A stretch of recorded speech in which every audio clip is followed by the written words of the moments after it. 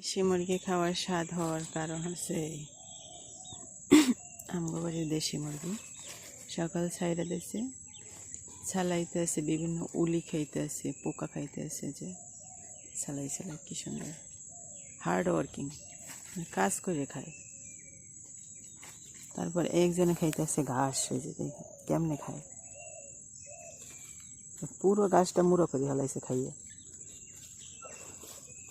তারপরে এগুলো ভাত খালি ভাত দিলে খায় না, সালুন দিয়ে ভাত দিলে তারপরে খায় মাইতে। এই যে ঘাস খায় কি সুন্দর।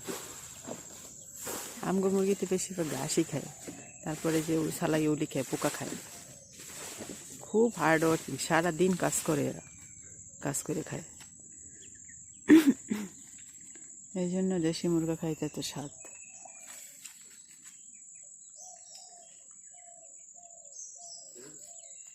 মুরগাগুলা কি কাজ করতে আস, একটু জিরায়, ওদের কোনো রেস্ট নাই।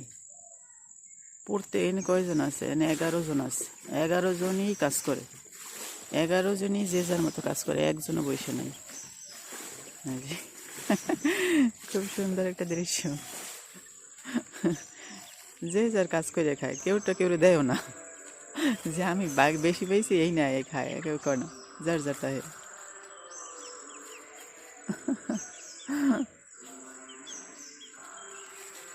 গুগুর পাখির মতো লাগে মুরগির বাচ্চাগুলো।